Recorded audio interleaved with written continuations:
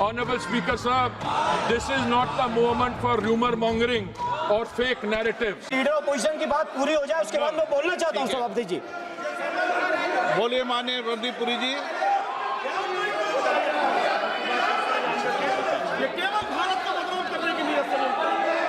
Honorable Speaker Sir,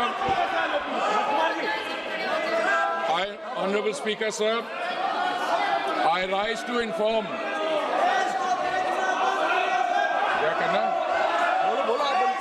Honorable Speaker Sir, I rise to inform the House of steps taken in response to the disruption of the global energy supplies arising from the ongoing conflict in West Asia.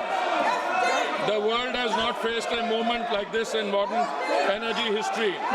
Today is the 13th day since the passage through the Strait of Hormuz, through which 20% of world's crude, 20% of world's natural gas, and 20% of the world's LPG flows was disrupted following the military operations between Iran, Israel, and the US. For the first time in recorded history, the Strait of Hormuz has been effectively closed to commercial shipping. Despite India having no role in causing the conflict, like many countries, India has to navigate through its consequences. The contrast with how other nations are managing this crisis places India's response in its sharpest relief. A country in our neighborhood has shut all schools for 2 weeks, moved government offices to 4-day work week, ordered 50% of public employees to work from home, cut fuel allowances for official vehicles by half, and taken 60% of government vehicles off the road. This country has experienced the largest single fuel price increase in its history, with petrol up approximately 20% in a week. In another neighbor, has closed universities early and brought forward the Eid al-Fitr holiday to save fuel. Countries in Southeast Asia have also had to take energy rationing and conservation measures. Honorable Speaker Sir, India's crude supply position is secure and volumes secured exceed what the Hormuz would have delivered. Before the crisis, approximately 45% of India's crude imports transited through the Hormuz route. Thanks to the Honorable Prime Minister's outstanding diplomatic outreach and goodwill, India has secured crude volumes that exceed what the disrupted Strait of Hormuz could have delivered in the same period. Non-Hormuz sourcing has risen to approximately 70% of crude imports, up from 55% before the conflict began. India sources crude from 40 countries as against 27 in 2006 and 7. This structural diversification, built through sustained policy over successive years, has given us options that other nations find themselves without. Refineries are operating at high capacity utilization.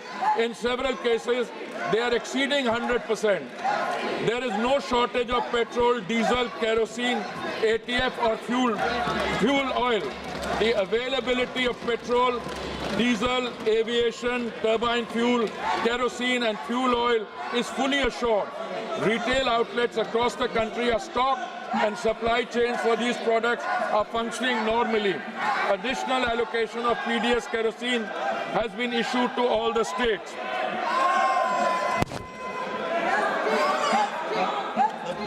Honorable Speaker, sir, natural gas supply has been managed through prioritized allocation and the position is stable, well beyond immediate need.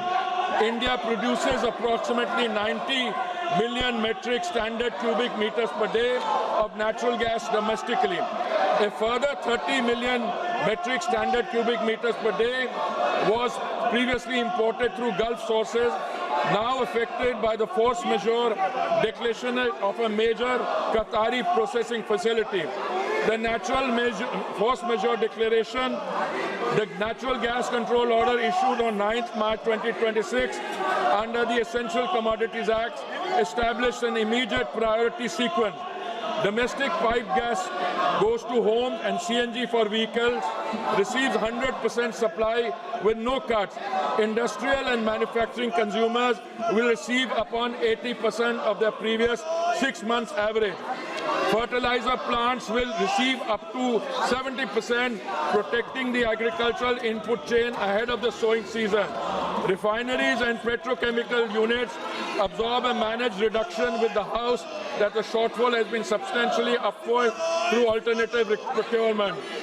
Large LNG cargoes are arriving on an almost daily basis through alternative supply routes, and India has sufficient gas production and supply arrangements to sustain this position even in the event of a prolonged conflict. Power generation for every household and for industry is fully protected. Honorable Speaker, sir, it should be noted that India was previously importing approximately 60% of the LPG requirements from Gulf countries such as Qatar, UAE, Saudi Arabia and Kuwait, and 40% is produced domestically. Procurement has now been actively diversified, with cargoes being secured from the United States, Norway, Canada, Algeria and Russia, in addition to Gulf sources. The LPG control order issued on 8th March 2026 directed all refineries to maximize LPG yields and channel the entire output of C3 and C4 hydrocarbon streams comprising propane, butane, propylene and butenes exclusively to the 3 oil marketing companies for domestic cooking gas. Hence, in the last 5 days, LPG production has been increased by 28% through refinery directive, and further procurement is actually underway. Modi government's foremost priority is that the kitchen of India's 33 crore families, especially the poor and the underprivileged, do not face any shortage. Domestic supply is fully protected and the delivery cycle is unchanged. The standard time for booking to delivery for domestic LPG cylinders remains 2.5 days, unchanged from pre-crisis norms. Hospitals and educational institutions have been placed on uninterrupted priority supply, and their access to LPG is fully assured regardless of broader demand conditions. Field reports indicate hoarding and panic booking at the distributor and retail level, driven by consumer anxiety rather than any actual supply shortage. The House should be clear on this. The rush booking pressure in some localities reflects a demand distortion, not a production or supply failure. Delivery authentication code coverage is being expanded from 50% to 90% of consumers under this system. A cylinder can only be logged as delivered when the consumer confirms receipt through a one-time code on their registered mobile, making undocumented diversion effectively impossible to conceal. A 25-day minimum booking period has been introduced as a demand management measure in urban areas and 45 days in rural and Durgam Kshetra areas.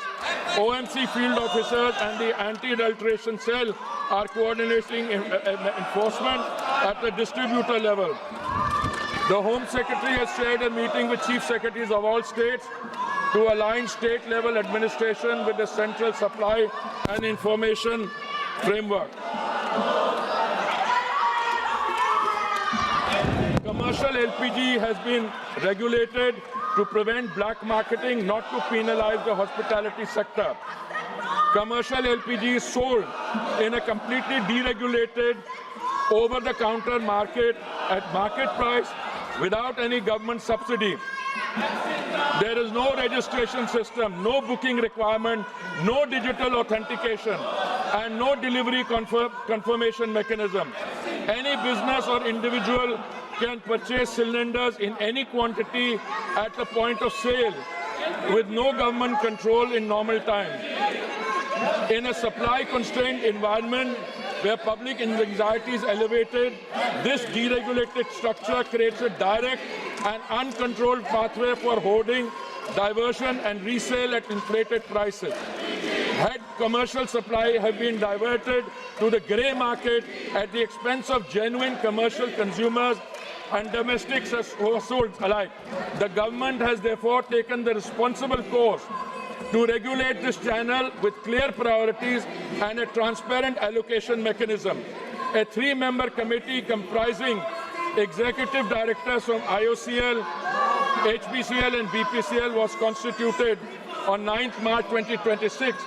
Extensive meetings have been held and state civil supply departments and restaurants associations across the country and are continuing.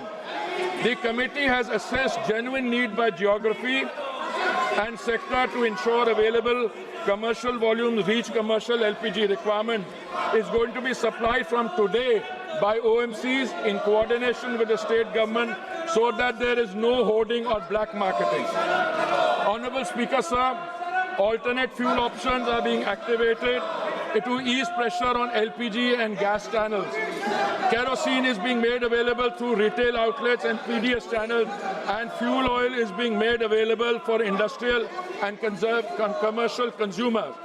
The Ministry of Environment has advised state pollution control boards to permit for the duration of this crisis period the use of biomass, RDF pellets and kerosene coal as alternate fuels for the hospitality and restaurant segment for 1 month, which would enable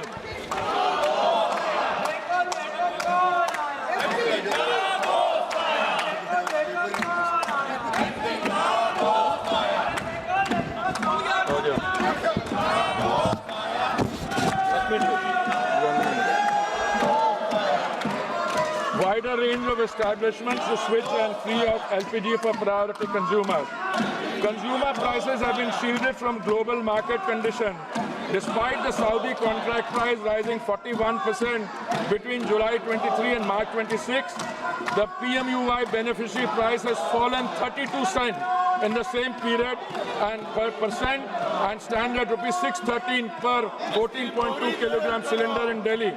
The non-subsidized consumer price stands at rupees 913 following the recent rupees 60 adjustment against a market-determined price of approximately rupees 987. Of the rupees 134 per cylinder adjustment required by prevailing global market conditions, the government absorbed rupees 74. The effective additional cost for a PMU by household is under 80 paise per day.